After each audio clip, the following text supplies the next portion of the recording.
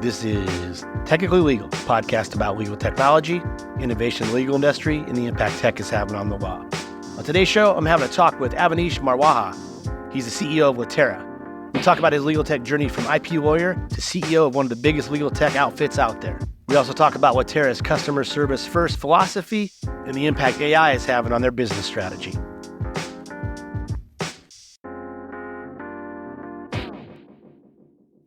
I always enjoy the conversations I have with my guests on the show, but this is a fun one. Avaneesh Marwaha. He's pretty much served every role you can think of in the legal tech world, from law school to IP lawyer to entrepreneur and ultimately to the CEO of one of the biggest legal tech companies out there, Litera. And the thing is, he's held that role twice. If you're out there listening and think about getting into legal tech, from any angle, there's something for you in this episode. There are probably only a handful of people out there with the experience and background that's similar to Avaneesh that can offer insight from every angle of the legal tech world.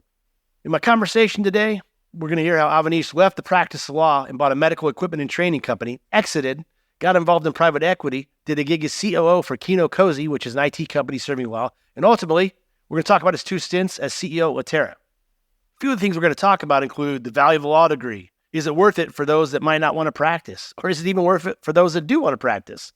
We're going to talk about Litera's business model, how Litera's goal is to create a unified software ecosystem for law firms. We're going to talk about why Avaneesh thinks that maniacal client service is the key to winning in the long term. And my favorite part of the conversation is towards the end, when we're talking about how AI has been impacting just tech in general and whether companies need to build tech now or keep buying it. So you and I have something in common. You and I both attended the Harvard Law School of the Midwest, Valparaiso University School of Law.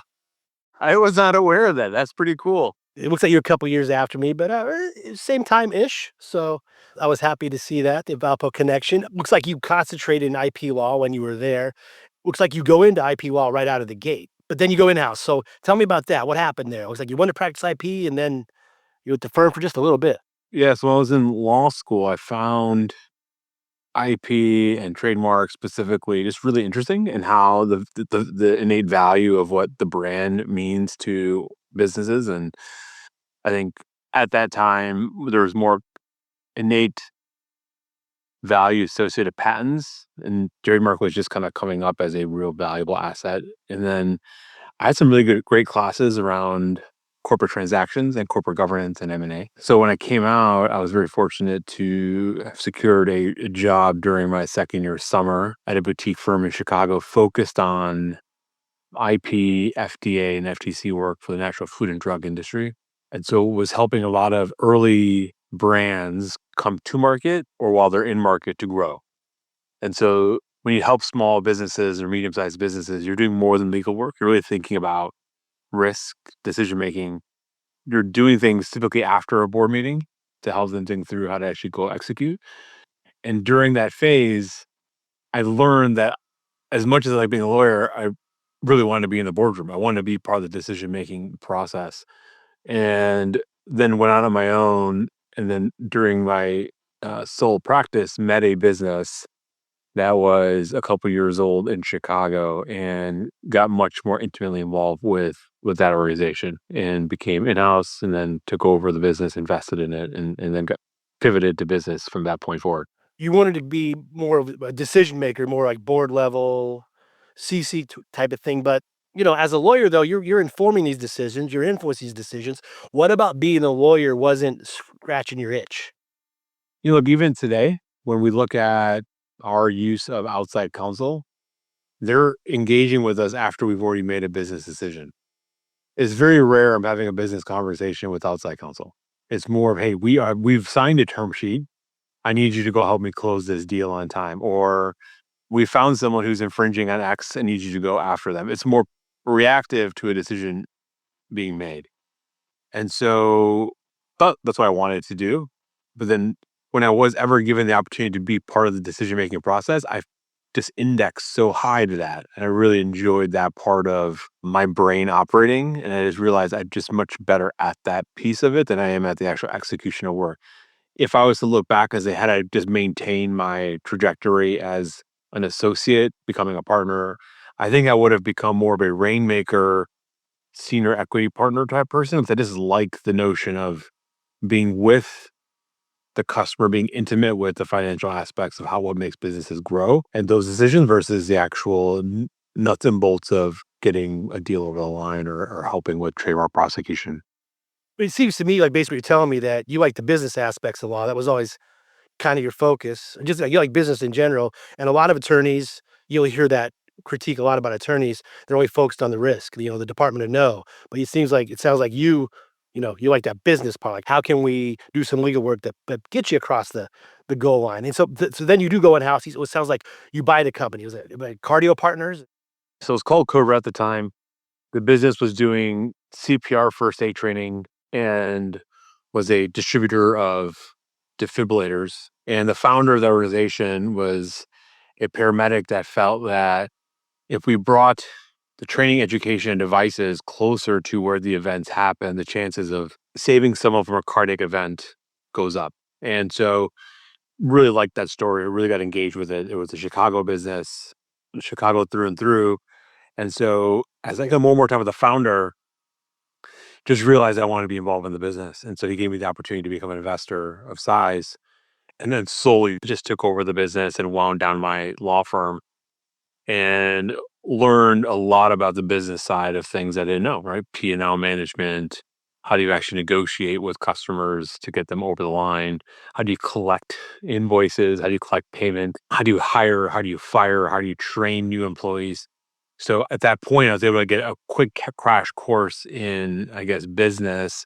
I got my MBA from having essentially a startup to scale, and then we sold it after a couple of years to a family office, and the business grew substantially. We went from a local Chicago provider to being one of the largest training centers in the country by volume of folks that were trained by us. And then our defibrillator deployment was massive. We were deploying in airports, we were deploying in big box retailers, and we built a whole online program management that didn't exist for that type of industry. And that organization has continued to evolve and grow and have a great path forward. But that was my first pivot out of legal, and then from there, it was fortunate to go and become COO of Kino Cozy, a legal IT consulting business, with probably back into software and technology and law. Before we get there, what are the years here? When do you make the jump? You get private practice, you go in house, ultimately you take over the company. What's this time frame here? So I came out of law school in '05, went on my own around 2007 ish. Got involved with Code Red as a client of mine in '07. Really got involved as an investor and as a COO in 2008, and then we exited in 2011. And then so it was a pretty quick graduating law school to having my first investment or first exit all kind of happening within 6 years post law school. You'll hear some people say, and I'm kind of in this camp that even if you have the ability to go to law school and it's not going to knock you out with debt and stuff, even if you don't want to practice law, it's still a great education to have. Really, if you want to go to business too, do you subscribe to that kind of view? So when folks come to me and ask me to talk to their kids about going to law school, this generation where we are now, my point of view is unless you know exactly what it is you want to do with this degree, I find it hard to say you should go because the jobs are different. You're not coming out with the plethora of opportunities to go figure out post education. You kind of need to hone in during your time in law school to kind of get your leg up into the world you want to get into. So whether it's public defending work, whether it's prosecution, whether you want to be a corporate M&A person, whatever you want to do, you should have some sense of that going into law school. I went to law school not with an IP mindset. I learned it while I was there, and I was fortunate to find that world is kind of gotten smaller. The ability to go in with a blank slate and kind of have the time to figure out you're gonna wanna spend the 3 years in law school, I think, honing in on the skills because law firms wanna see you have that attribution coming out of it, right? They wanna see you have some of that experience and knowledge already because the chance of burnout is much higher now than it was before, right? If we see the amount of lawyers pivoting out of the practice of law to go do something else in their first or third year is a massive percent versus what it was 20 years ago. And it's because people are coming in without that like hardened belief this is what they want to do day in, day out. If there's any sort of resistance in that, I think you will leave the practice pretty quick. Is there anything that jumps out at you from your law school education that you use day in and day out that really does help you as a business person? I think my corporate transaction course, I took it just as a thing to do outside of my IP focus. That has stuck with me more than any other course I've taken at law school. A, because of what I do now, I do a lot of corporate transactions, but that whole world of corporate governance, what it means to be the CEO, what is your fiduciary duty of care you bring, who are you ultimately responsible to, the board of directors, the shareholders.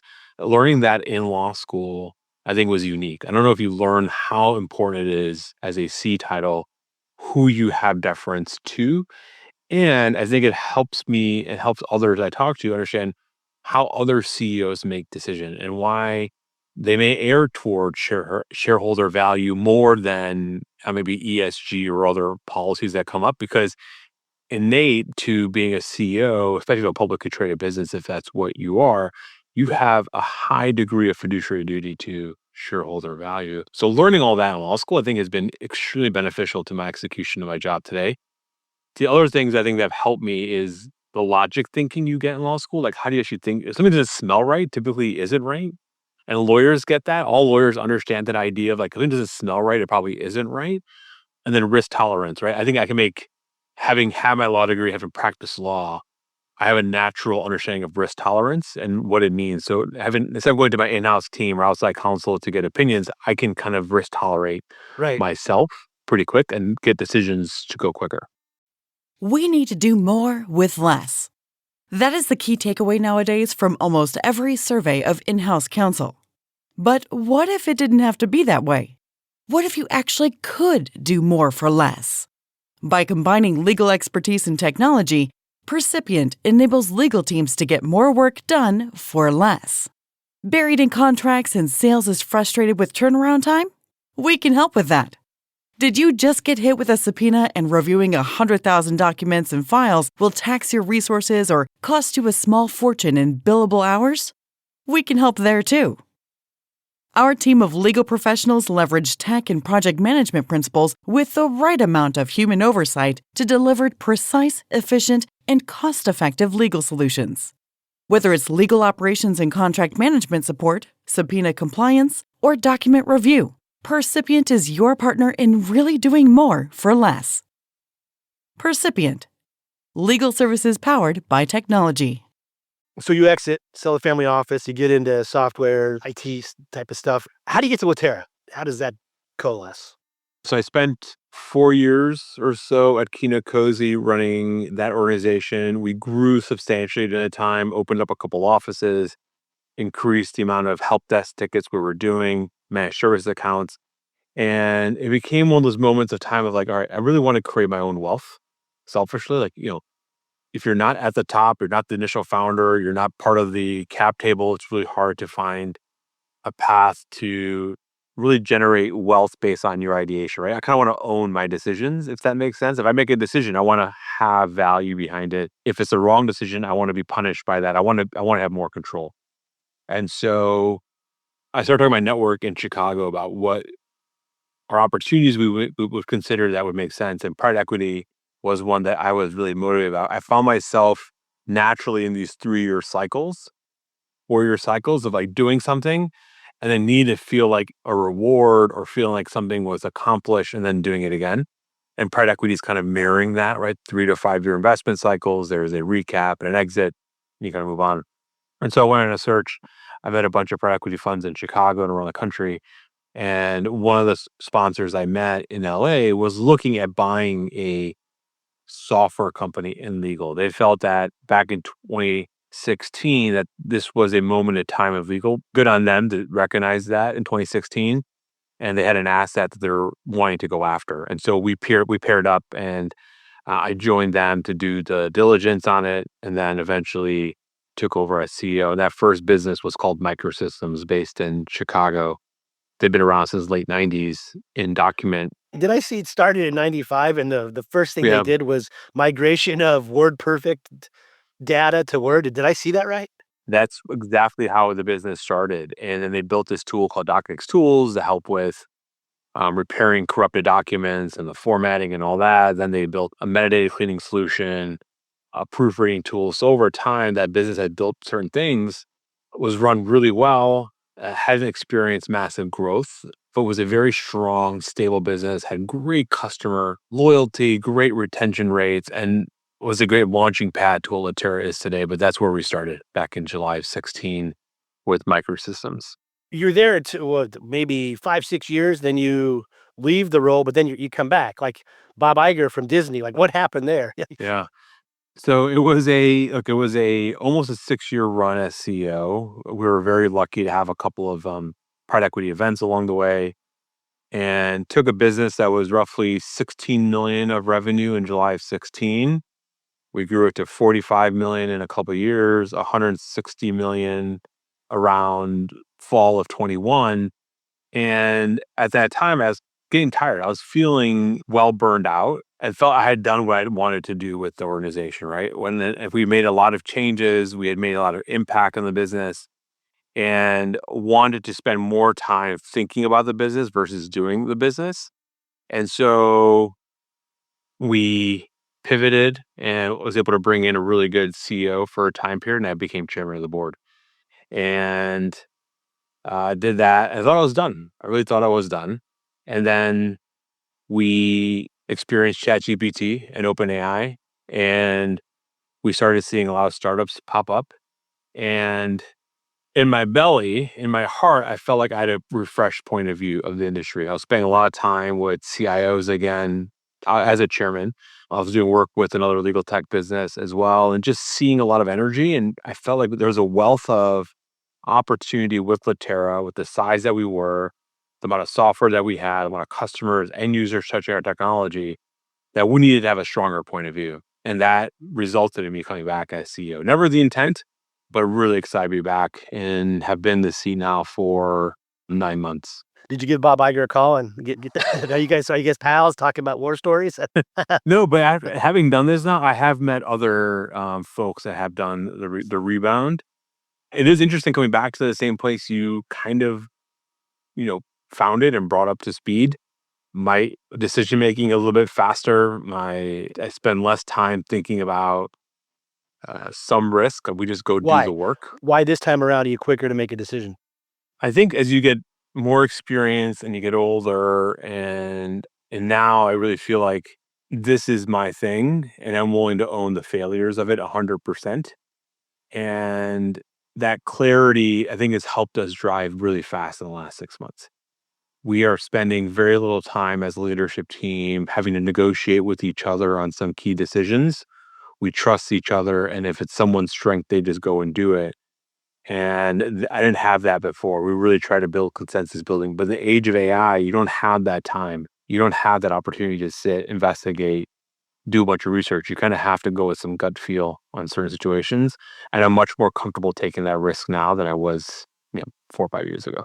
So let's talk about the thing. Let's say you run into somebody at a barbecue and they're not in legal. Maybe they've heard of Litera, maybe they haven't. What do you tell them it is? You say, I'm CEO of a company and it does. Litera is a software company first, focused on helping law firms to grow, manage, and do their work. And we view ourselves critical to lawyers day in, day out, from comparing documents to creating content to finding the next matter and harnessing their experiences. We've been very fortunate to have roughly 15,000 customers and a couple million users every day on our platform. We've become a strong backbone to the legal industry over the last couple of decades. What's the employee count right now? We're on 1,200. Yeah. Yeah. Software. And you got different facets of it that all is relevant to the practice of law. You got back office, billing stuff, data stuff like in Foundation. You got Kira, which is contract related. You got stuff that works with Microsoft Office products. So for the uninitiated, explain how that all fits together. Explain how they can log on if they're an attorney at a firm and is thinking about doing this. Explain to them how it works and how they would work with the tools. The interaction with Litera is pretty basic. You interact with us in Outlook, Word, and a simple website. We call that interaction Litera One. Within Litera One, you experience your entire drafting ecosystem. So as a first through fifth year associate, you're engaging with Litera pretty well through Litera One. You're finding precedent. You are refining the document. You're finding A little preferred sidebar, right? language. For those that Right, can and visualize, a little sidebar, sidebar. Yeah. inside Word, you're doing that kind of work. You're comparing documents from opposing counsel, different version management, and you're negotiating that all through Litera until close, right? And then if you're doing a transaction matter, you can then leave Word and go into transact and actually do your signing and binding in one ecosystem and then finish that matter. If you're representing a buyer, maybe you're leveraging Kira more often than you are the Word. You're using Kira for due diligence. You're reviewing all the contracts sitting inside your workspace. You're finding out the risk tolerance in that acquisition. And so, depending on what kind of law you practice, where you are in the ecosystem, you're leveraging Litera for different things. If you're a rainmaker or a law firm, you're leveraging our CRM and our proactive BD tools to go look for new matters from your clients to feed the engine that does the work. If you're a knowledge management lawyer, you're using Foundation to harness all the client experiences to help respond to RFPs, to help curate your content. So we're really able to go wide inside a law firm. So really depending on the profile that you're speaking to, their experience with Terra are unique. Even with the same product, how you interact with that product is definitely different. So I believe practitioners, lawyers, and partners want to live inside Outlook and Word and one website. And if you're a focused person, like you're on the DD team, you're in knowledge management, you're probably living in Kira, you're probably living in Foundation, you're probably living in the CRM. So it really depends on where you're coming into the ecosystem. But most of our end users live in Outlook, they live in Word, and live in the website. And our job now is, in this new generation, is we're becoming much more proactive in the workflow. So, for example, opposing counsel sends you an email with version 12.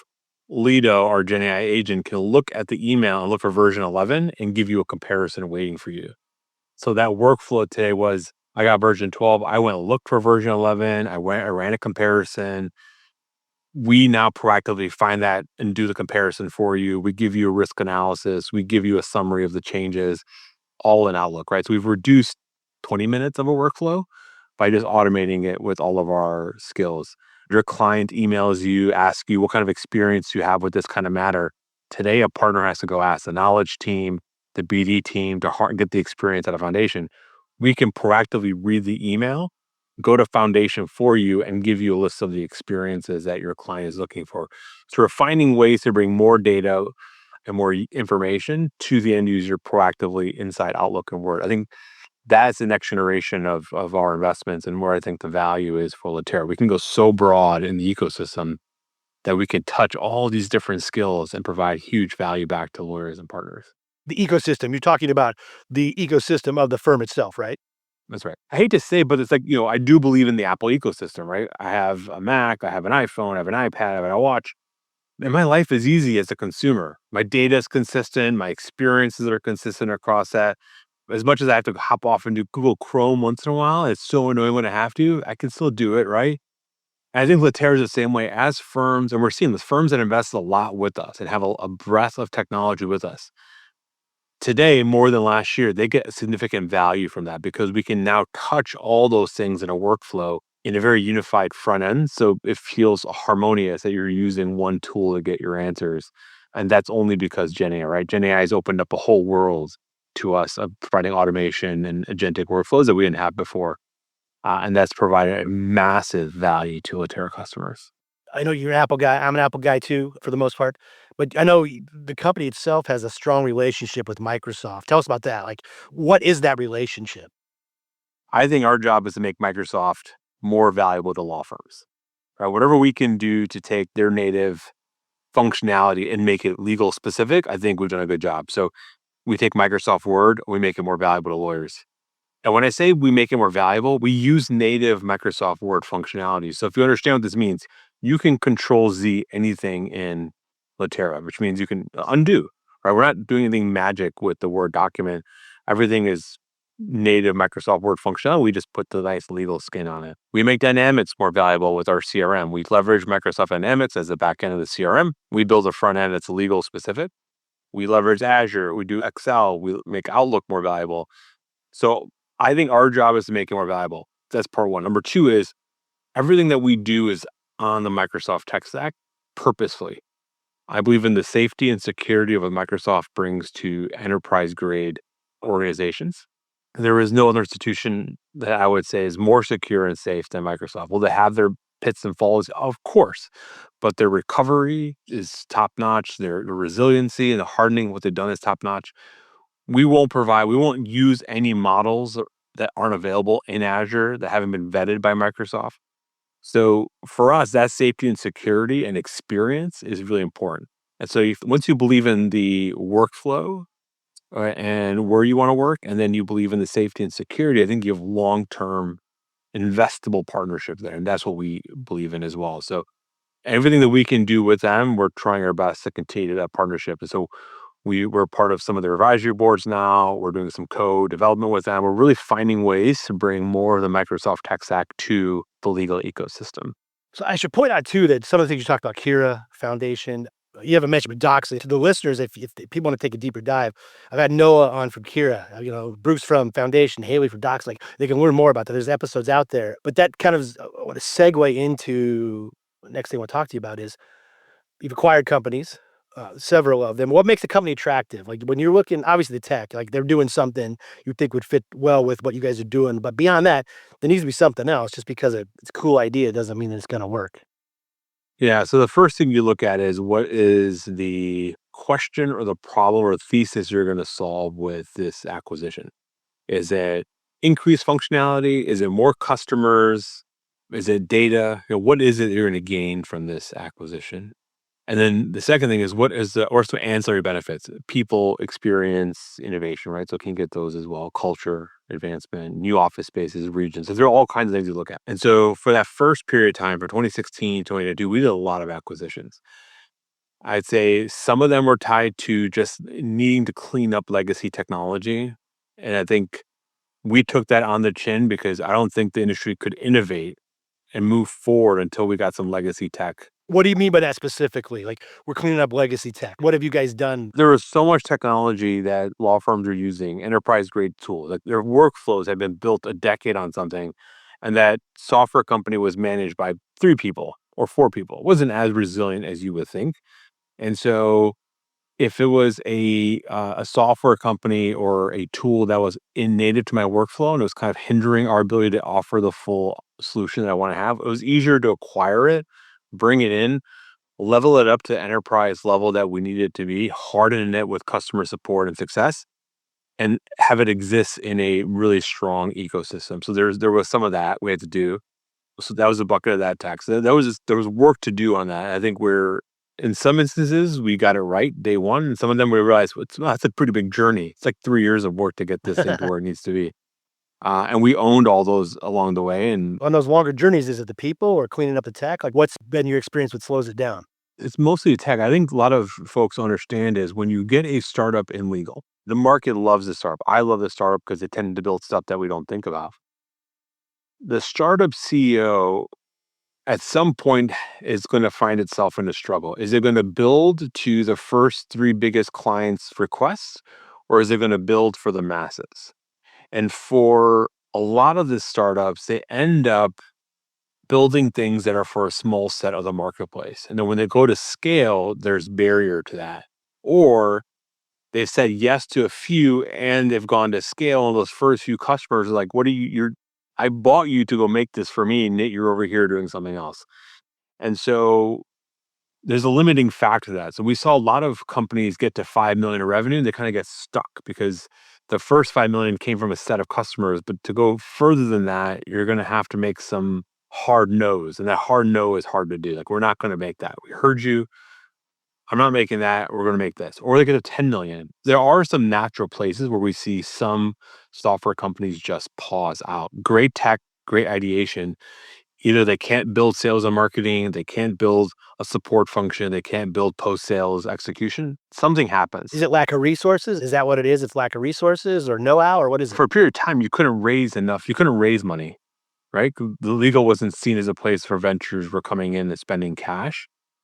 And if you did raise money, the valuation didn't match the offering. So then the business stalled because maybe the VC came in at a certain valuation. The business can't meet that expectation, and then funding just dries up, right? So you may have actual enterprise uses happening of your technology, but yet you can no longer support it. So There is a lot of that. There's more to that than I think the market understands that exists. There's a lot of great technology that we talk about in the industry, things that I follow and I support holistically that they should survive, but they're going to be limited to their ability to get to the next level because of how they raise money or vice versa.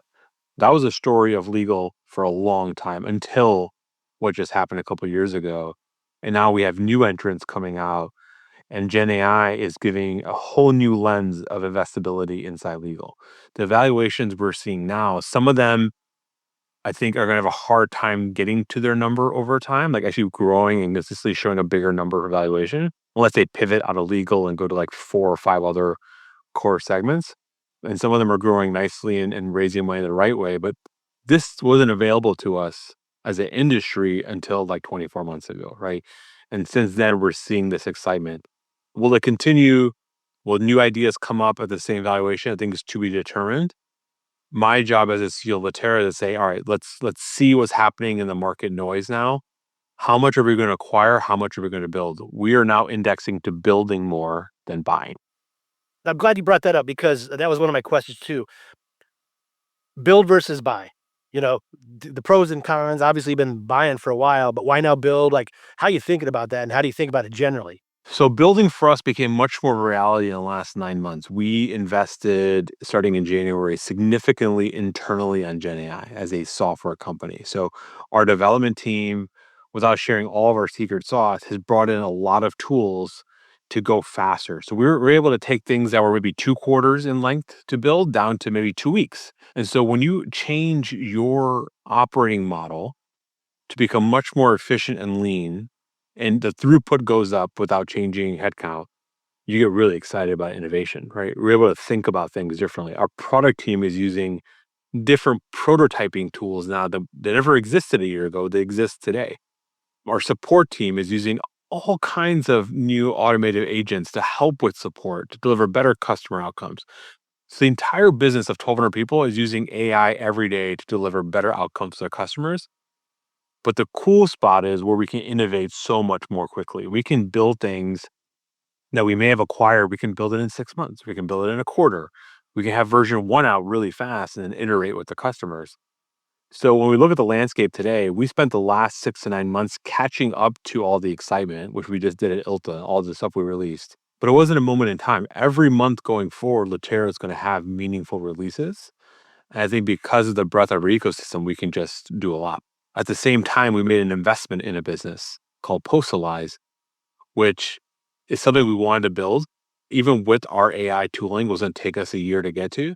So by doing an investment in something that was 80% already where we wanted to be, accelerate our roadmap overnight. But by not acquiring it and making it an investment, we have no internal headaches. There's no integration happening. There's none of that. The business is running on its own, but they're running much more closely aligned to us versus on their own roadmaps. That's allowing us to be much more nimble in our approach than what we've been in the past. So the approach is we want to deliver a lot of innovation. We want to deliver really good outcomes for our customers. Historically, we did that from a buy versus build that was like 50-50. I think going forward, it's more of a 80-20 build versus buy, if not 90-10, right? I think we're going to build a lot more of the feature functionality native to our ecosystem versus buying something and integrating it into our ecosystem. So, how you think about this? You just talked about how you kind of switched from buy to build because there's tools out there. It's faster. You use a lot of it's AI driven.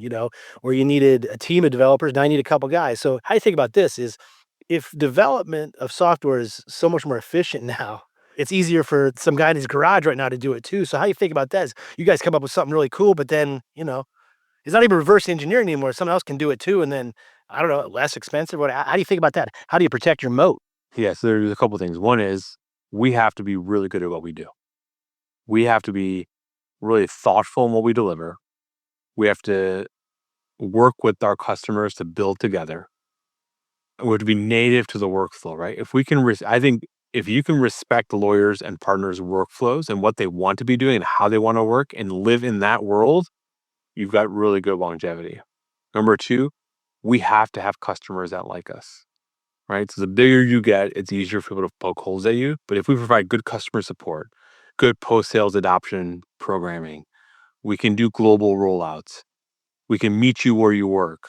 We can scale up, we can scale down. That flexibility is important, right? And then number 3 is, I think in this day and age, if you have a technical moat, use it. So we have a few of those situations where we let the ecosystem integrate with us all day, every day, but natively, it just works so much better. Again, going back to even the Microsoft or Apple ecosystem, Google Chrome is available inside your Mac. I can go right now. I'm looking at my Google Chrome app, right? I can use it. It's not as nice as using my Safari. It's not as nice as doing what's native to the ecosystem. So I think we will be we're going to be open to the world, but everything should always feel better to be inside Litera. And then finally, you get really good economics at scale, right? There are competitors out there charging significant dollars right now for offering Gen AI workflows. As that comes out and we continue to push out Lido and see that grow, the economics of Lido are significantly different than the competition because you're getting a breadth of stuff from us. We're leveraging the same support team to do that and this. We're leveraging the same sales team, right? So our costs are different. Our margin is different. Our pressures are different. And so with that, I think we get a pretty defensible position. But then, hey, if customers don't like us, it all goes to naught, right? No matter how innovative you are, no matter how much you deliver to market, no matter how much your answer is right, if they don't like you, you're kind of not going very far. So we're indexing pretty hard this year, next year, foreseeable future on customer, customer, customer. And let's make sure everything works for them commercially, technically, relationship wise. It should be top notch from us. So to the extent you are able and willing to do so, what's on the Litera roadmap? What do you not have that you want to have? What are you working on? What's the next thing? So I think of a few things. I am delivering a message around maniacal client service. I think we're entering an age now that the firms that figure out that that's the most important thing is to become maniacal about their client service. They have a chance of winning long term. Right, especially in legal tech, like yeah, it's abysmal for some from companies, yeah. And if I look at our business, we have to be maniacal about our customers. So I think law firms and partners and rainmakers of law firms have to drive their associates and their partners to be maniacal about all of their clients. And how they do that is if one, they have to automate as much of the low hanging fruit as possible. And everybody's trying to do that right now. That's where all of the attention is going. Latera is also having a very strong answer on automation. Number 2 is we have to bring experience and knowledge at the fingertips of end users. I don't want end users going and looking for work. It should just be available to them proactively. And then number 3 is doing business development and client related engagements. And so I want partners and rainmakers delivering better outward messaging proactively to their clients. We're a client of a handful of law firms. In a decade, how many partners have called me for work? 0, right? There's 0 proactive outreach happening. But when automation takes a chunk of your work, there's going to be increased availability of utilization, right? Because people are going to become more efficient. We have to backfill that with more matter creation. And those matters exist at the clients. We just have to go get it. I think I'm really focused on the growth side of law firms. How do you grow new matter creation? So our roadmap, while very robust in drafting, very robust in workflow, very robust in the practitioner life, our innovative roadmap is around proactive work. How do you proactively deliver work in Outlook and Word? And then how do you proactively assist partners and rainmakers go develop new matter creation? Because that to me is a race that everybody's going to enter, whether it's today or the next 24 months. It'll be a very big gap across the board. And I think as mid-market law firms and sole practitioners lean into Gen AI, their capacity to BD will increase. And so those large law firms that have legacy staying power with a client will find people chipping away at their matters. It's going to happen.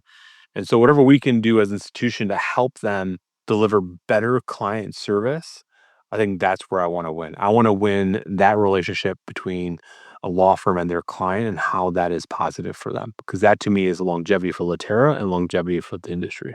Good stuff, good stuff. Lot of stuff. That's cool. Avaneesh, thanks for your time. I really appreciate you coming on the show. People want to learn more about Litera's products. Where's the best place for them to go? Look, the best place is obviously hop on the website. If you don't know your account team, send us a note through the website and we'll follow up immediately. But look, Latera's website's robust. We have plenty of videos about our products. and how they work, how they engage. We're pretty engaged on LinkedIn as well. And then I'm always available to talk to anybody. I love what we do and really bullish about where we're headed. So there's no opportunities to not just connect with us. We're pretty easy to get with.